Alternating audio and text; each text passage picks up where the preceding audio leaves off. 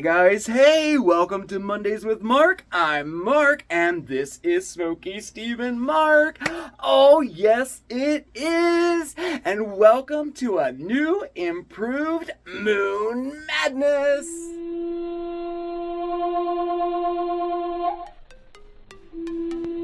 Ah, the moon. So mysterious, so constant, and so full of history and lore.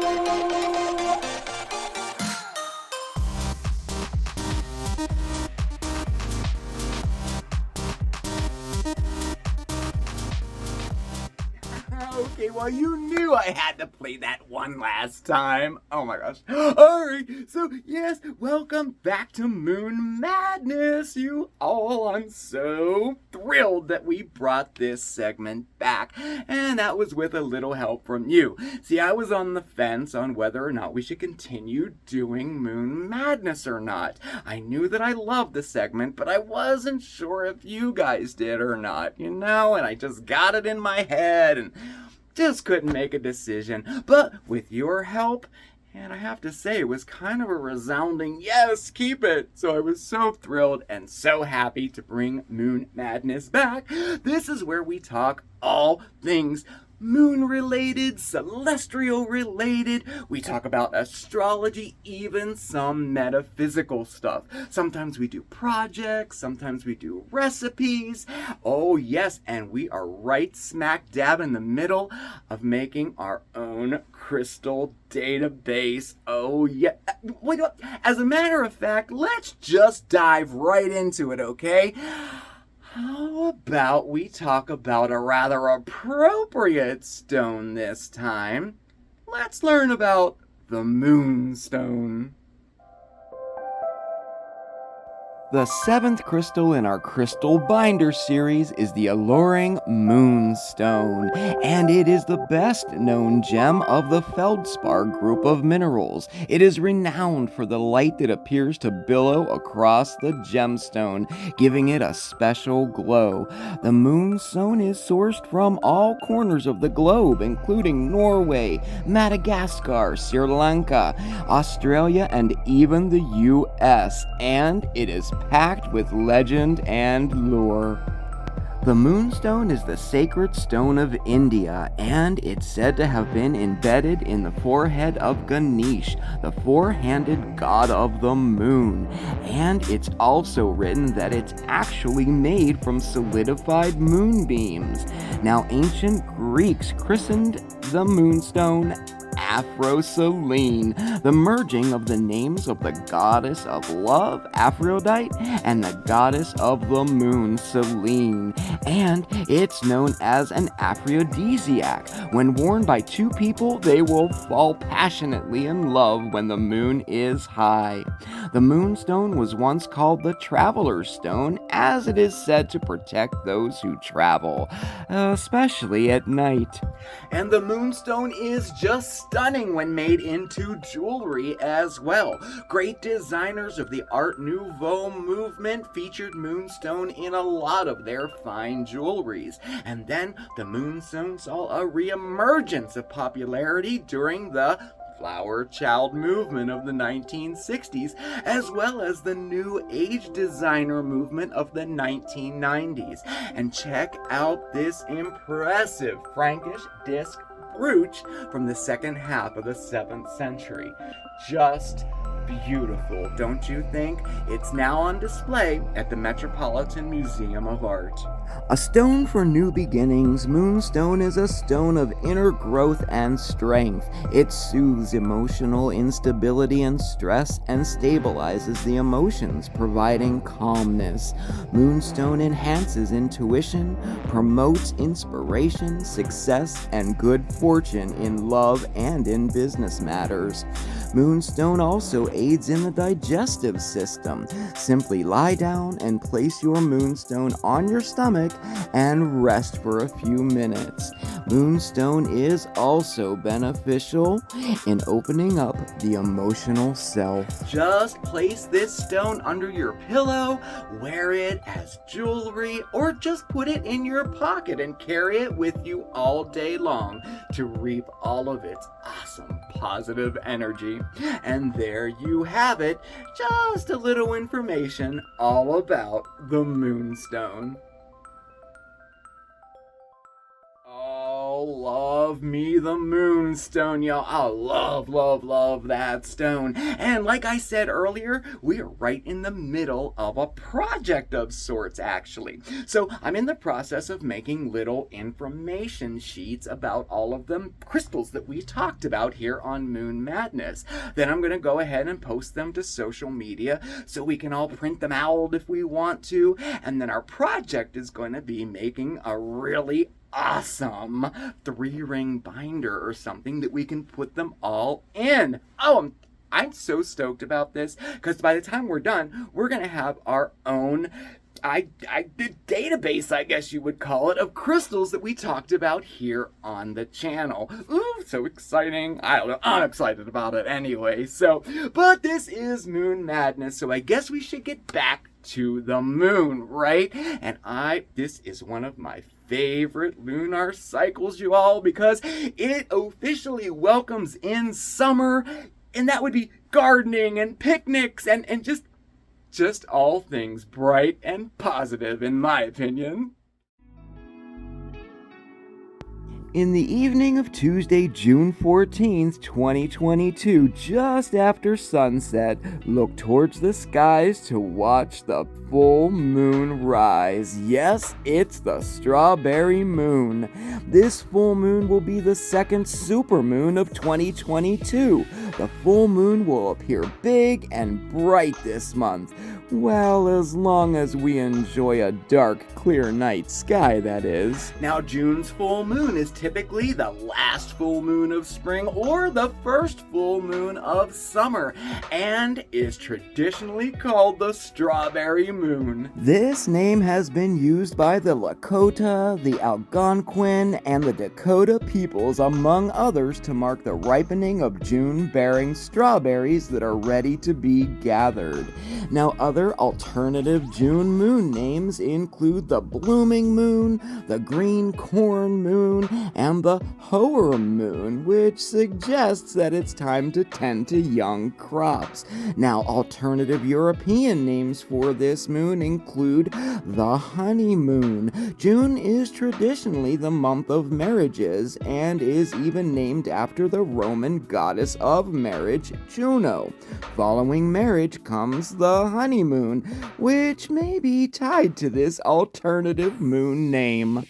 Now, the names we use here on Moon Madness are those used by the Old Farmer's Almanac and come from different sources like Native Americans, Colonial Americans, and even European sources. And the names, well, they refer to the entire lunar month, not just the full moon.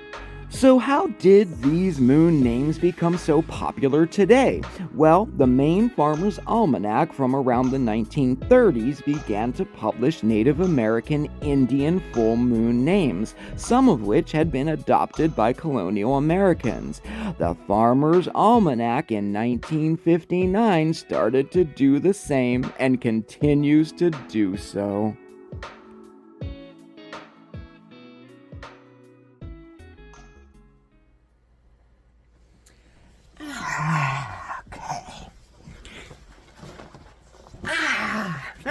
That's a little better. So, yes, the strawberry moon. Some pretty interesting information, huh?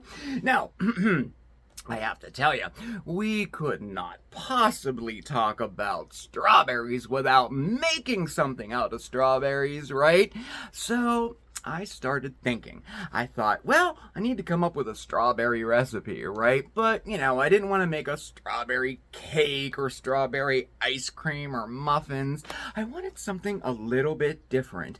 And since this moon marks the unofficial start of summer, I thought I'd get the grill going. So there I have it.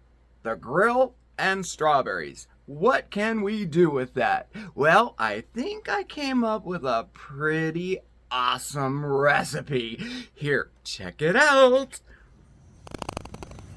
Oh yes, it's a beautiful day out. Summer is right around the corner. So I wanted to do something on the grill. Something unique, something easy, but something very delicious. We're gonna make some strawberry s'mores dip. Come on, let's do it. So this is what you need. This recipe will make enough for 4 individual servings. And you will need 2 cups each of fresh chopped up strawberries, graham crackers, mini marshmallows, and chocolate chips.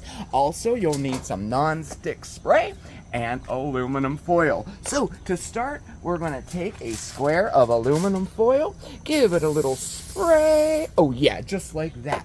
Then we're going to take about a half a cup mini marshmallows. Oh yes, our chocolate chips. Oh yes, and you guessed it, some fresh strawberries all in there just like that. And then we're just gonna fold it all up here. You know that the famous Reynolds wrap fold. You know, I think it's all right. Let me do it properly. So you fold it like that. Then you go down the sides and you fold it up like that. And fold it up like that. And I'm gonna pull it up a little right in the center. And that is all there is to it, okay? I have my grill set to low. We're gonna open this baby up, toss her on the grill, close her up, and wait about 5 to 10 minutes until it's all ooey and gooey.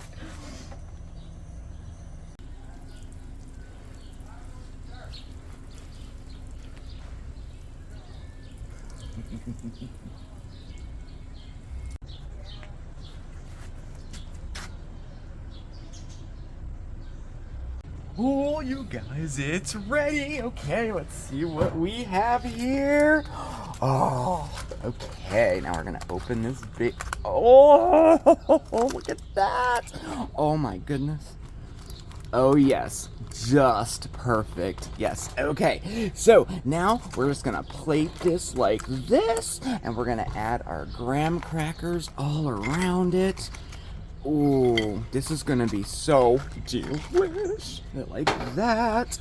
And then all you have to do is take a little dip. Oh, doesn't this look delicious? Ah! How about this? You don't just have to use chocolate chips. How about peanut butter chips? Oh yes, and white chocolate and dark chocolate too. Oh my gosh, you could even make it with butterscotch. I think you could use any flavor you can imagine with this. All right, well, okay, I think we're gonna eat some of this.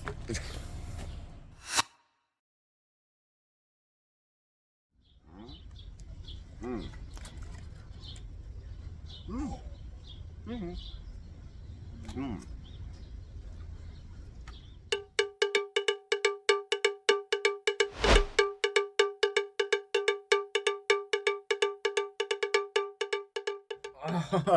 Oh my gosh. Oh, I'm so pleased with how they turned out. Y'all, you have to taste it. Oh my gosh. Let's see. I don't know if you can see it here. I'm going to give you a little close up. I don't know if I did outside or not. Oh, look at all that. Just, it is so delicious. This is the white chocolate one. Oh my gosh, you can, oh, you have to try the peanut butter one. It's so good. Yeah, I tried them all. I did.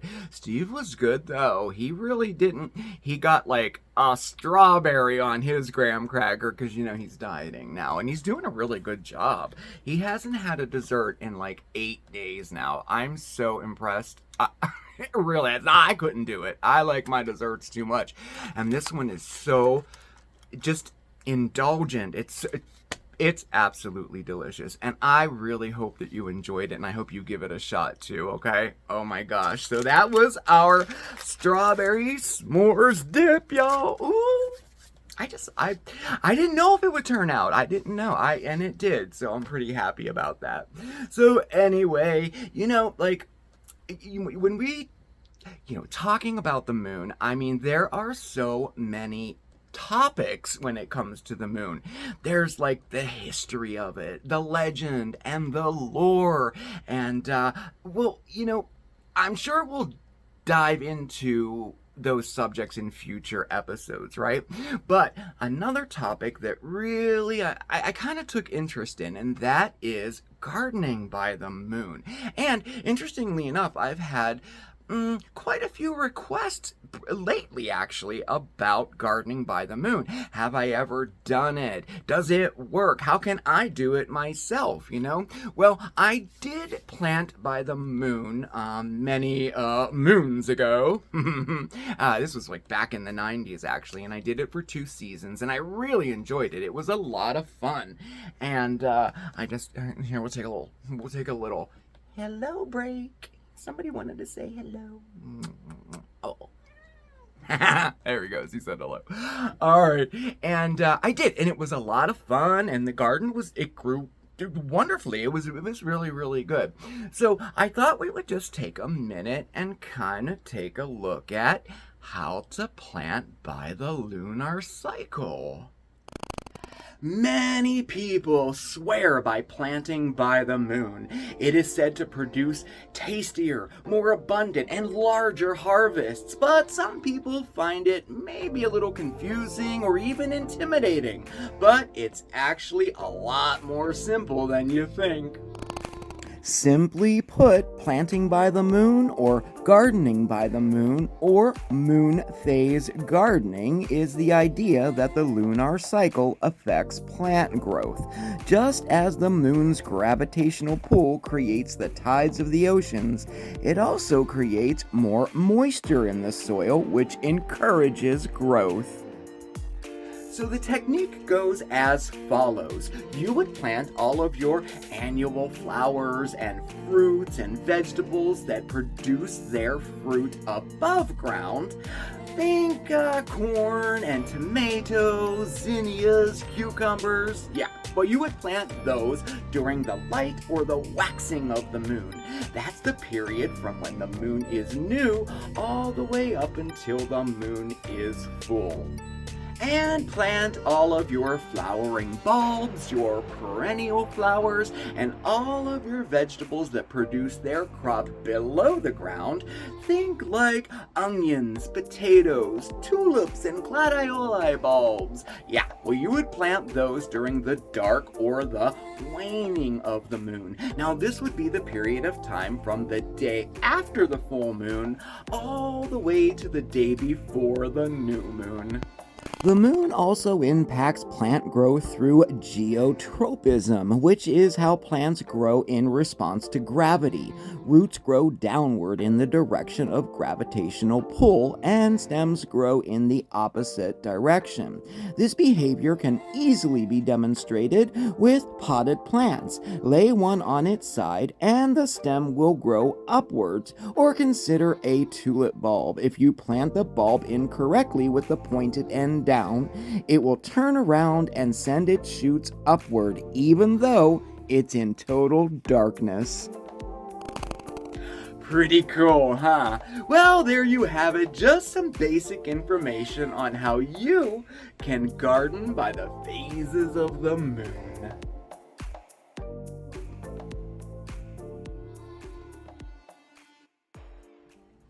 Pretty interesting, huh?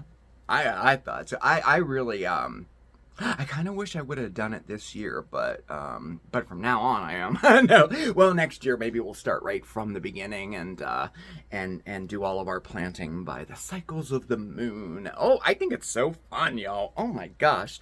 Oh my, we've done so much tonight. You know what? I think that it was a really nice Moon Madness comeback. Do you think so? Oh, I hope you enjoyed tonight's video. I hope so. I was thinking about it for a while. I wanted to change things up a little bit, make it a little more interesting, you know, and I don't know. I think we did it. I hope so anyway. If you have any questions or comments or like questions, you know, talking about like gardening by the moon, anything like that, be sure to comment below, okay? And let me know your thoughts also if you liked our Moon Madness video tonight, because we're gonna have a few more coming out. And like I said, we'll take a look at some of those other moon topics too. And if you have any suggestions or requests, comment below with that too, okay? Because I really rely on your input and your suggestions. So, well, anyway, thank you so much for spending your time with me this evening. I had a fantastic time, and I sincerely hope that you did too. Definitely hit that subscribe button, okay? And hit that notification bell too, so you know when we have a new video coming out. Check us out over on Facebook and Instagram, and I'll post that recipe we did tonight. I'll post that over there, and maybe some information on gardening by the moon. I'll put that over there too, and you can take a look at it over there, okay? All of our contact information is listed right down below. That's our email address and our post office boxes down there too. Thank you everybody who's been supporting the channel through that new thank you super chat thing that's on the videos now. How cool is that? Thank you so much. It really touches us that you support the channel. It really does. So thank you so much for that, okay? Thanks again for watching, everybody. You have a fantastic week, and I will see you next time, okay? Remember, always stay positive. Ciao, everybody!